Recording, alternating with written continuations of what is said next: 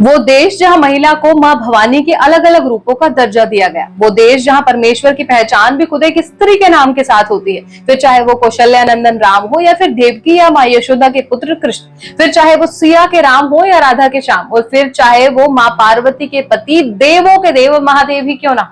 जहां पूरे विश्व में महिला के बिना पुरुषों का अस्तित्व तक नहीं है, वहां पुरुष चंद मिनट की शरीर की भूख के लिए महिलाओं के साथ सारी हैवानियत पार कर देते हैं।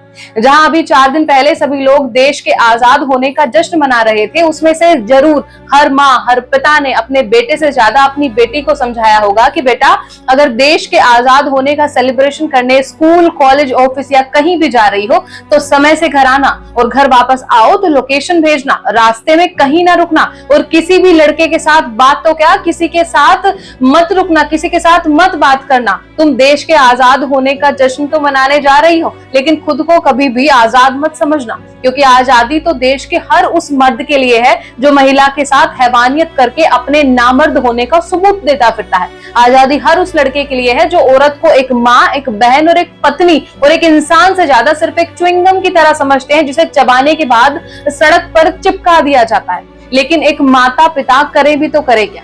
वो फिक्र करते हैं, इसलिए कहते हैं क्योंकि शायद हर पिता, हर भाई, हर पति को कहीं ना कहीं ये पता है कि पुरुष की नजर कैसी होती है। शायद हर माँ ने कहीं ना कहीं ये खुद में एक्सपीरियंस किया है कि बाजार में निकलते वक्त तमाम आंखें सिर्फ उन्हें एक ऑब्जेक्ट की तरह देख रही हैं, जिससे शरीर की भूख मिटाई जा सके। अब उस माँ ने तो नहीं सोचा होगा कि मेरी बेटी जो लगातार 36 घंटे से सबकी जान बचाने में मदद कर रही है, जिसको वो मन ही मन डॉक्टर के रूप में भगवान का दर्जा दे रही थी, जिससे महज कुछ ही घंटे पहले फोन पर बात करके सो गई, उस बेटी को दरिंदों ने अगले दिन उस माँ से बात करने लायक तक नहीं छोड़ा। वो कैसे मान लेती जो लड़की अपने करियर के चैप्टर खुद अपने हाथों से मेहनत करके लिख रही है, वो अचानक अपने ही हाथों अपनी जान कैसे ले लेगी। जी हाँ, हर वो कोशिश की गई जिससे इस घिनौने केस को सुसाइड केस कहकर सारे इल्जाम उस निर्दोष डॉक्टर पर डाल दिए जाएं। प्राइवेसी का ध्यान रखते हुए मैं कोई नाम नहीं लेना चाहूंगी, लेकिन आप ये वीडियो सुनिए। Dead body of the girl, जिसके मुंह में खून था, शरीर में कोई कपड़ा नहीं था, पैर दोनों राइट एंगल में मिला गया, एक पाँव बेड के इस तरफ, एक पाँव बेड के इस तरफ मिला गया।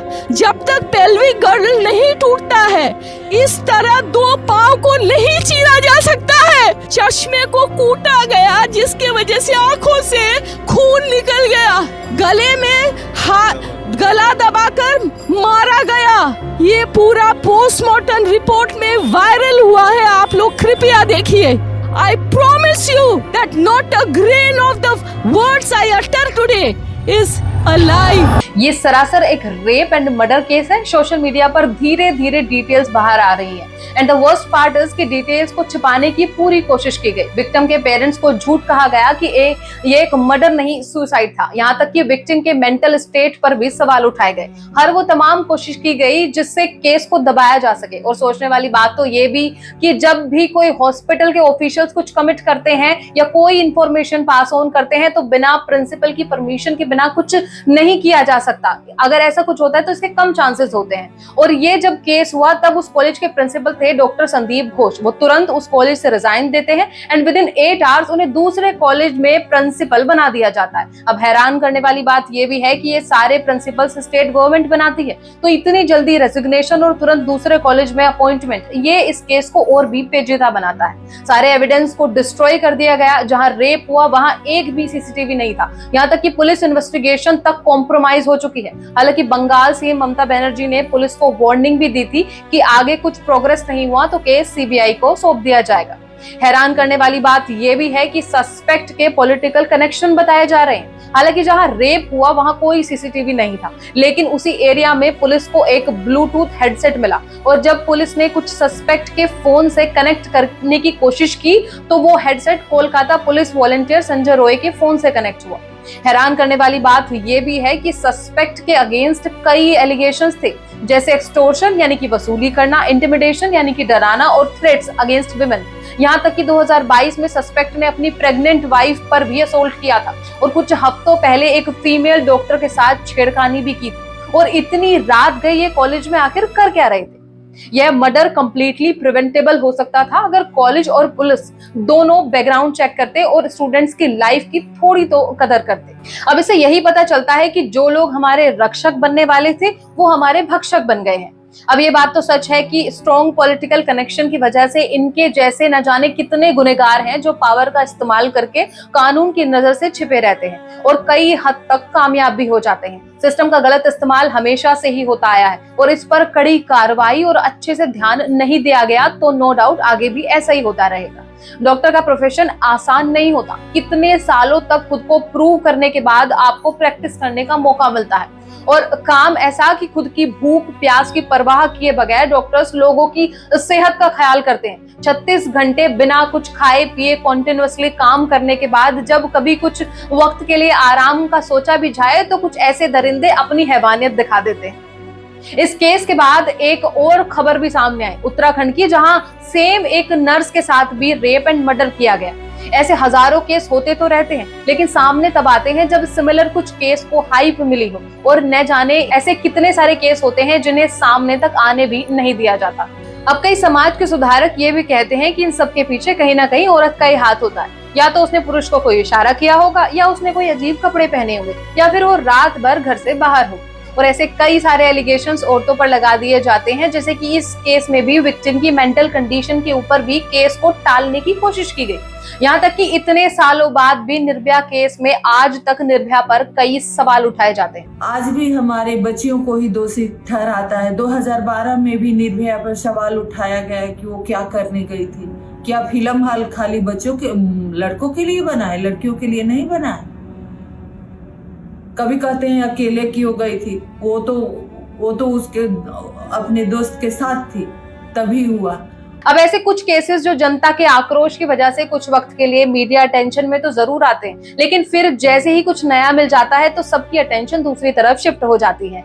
मीडिया की हाइप की वजह से गवर्नमेंट भले ही जल्दबाजी में नए नए लॉज बना तो दे लेकिन वो कभी भी परमानेंट सोल्यूशन नहीं होता। कहीं ना कहीं इनडायरेक्टली वो सस्पेक्ट को ही मदद करते हैं क्योंकि सारे लॉज क्राइम के बाद के लिए होते हैं। एक केस को सोल्व होने में कितनी साल लग जाती हैं। सस्पेक्ट को सिंपली जेल भेज दिया जाता है और इतनी सालों में अगर पॉलिटिकली और फाइनेंशियली रिलेशन अच्छे हो तो बेल भी मिल जाती है या ज्यादा से ज्यादा आखिरी में फांसी की सजा मिल जाती है। लेकिन अगर बड़ी पिक्चर में प्रैक्टिकली देखा जाए तो शांति से गले में फंदा लगाकर फांसी दे देने से उस विक्टिम को जस्टिस मिल जाता है जिसकी चीखें कई घंटों तक सुनाई दी हो, जिसके शरीर को दरिंदों ने नोच नोच कर खाया हो। क्या इतना काफी है? हमारे सिस्टम में विमेंस की सेफ्टी को लेके कई लॉज बनाए गए लेकिन उनका इमीडिएट इम्पैक्ट नहीं हो पाता है तो बहुत बड़ी चूक तो है। और जब तक ये चीजें रिजोल्व नहीं होंगी तब तक कुछ बदलने वाला तो नहीं, फिर चाहे हम वुमेन सेफ्टी को लेके कितने ही भाषण क्यों ना दें। अब इन सब को देखकर लगता है कि औरत आजकल अपने ही घर में रहे तो सबसे ज्यादा सेफ है, लेकिन ये सही में सच है? आपको अभी की खबर बताती हूँ। एक खबर सामने आई जिसमें 24 अप्रैल को मध्य प्रदेश में अपने ही घर में एक 9 साल की बच्ची की लाश मिली। इन्वेस्टिगेशन में पता चला कि उस 9 साल की लड़की के 13 साल के भाई ने सेक्सुअल वीडियो देखने के बाद अपनी ही बहन का रेप किया और जैसे ही बहन ने वो सब कुछ अपने पापा को बताने की थ्रेट दी तो लड़के ने अपनी ही बहन को मौत के घाट उतार दिया। अब उस बच्ची ने अपने भाई को क्या इशारा किया होगा? वो तो अपने भाई के पास चैन से सो रही थी ये सोचकर कि मैं मेरे घर में हूँ, मैं अपने भाई के पास हूँ और यहाँ पर मैं सबसे ज्यादा सेफ हूँ। क्या वो सेफ थी? और आज हम रक्षाबंधन मनाने जा रहे हैं, ऐसे करेंगे भाई बहनों की रक्षा। इस रक्षाबंधन अपनी बहन को कोई महंगा लग्जरी गिफ्ट मत दीजिए, बस उन्हें सिर उठाकर इज्जत के साथ बेखौफ चलने की आजादी दे दीजिए। और ये ध्यान देने की भी जरूरत है कि एक आदमी के पीछे एक साथ कई नाम जुड़ते हैं, मस्कुलिन, प्रोवाइडर जैसे कई नाम, यानी कि वो ढाल जिसके पीछे खड़ी हुई हर औरत बेखौफ महसूस करती है। अगर आपकी बहन, आपकी पत्नी, आपकी माँ और संसार की कोई भी लड़की अगर आपके साथ सेफ फील कर रही है तो एज अ मैन वो आपके लिए सबसे बड़ी अचीवमेंट है। तो इस रक्षाबंधन अपनी बहन और दूसरों की बहन के लिए भी ढाल बनने का वादा कीजिए, क्योंकि जो भी हो रहा है it's not because of all the man but it's always a man. Share this video as much as you can और ध्यान दीजिएगा, पब्लिसिटी नहीं चाहिए लेकिन आपका साथ जरूर चाहिए। सबके कहने से चीजें बदलेंगी इसका तो वादा हम नहीं कर सकते, लेकिन बदलने की उम्मीद करना छोड़ दें ये तो नाइंसाफी होगी। Share this video as much as you can.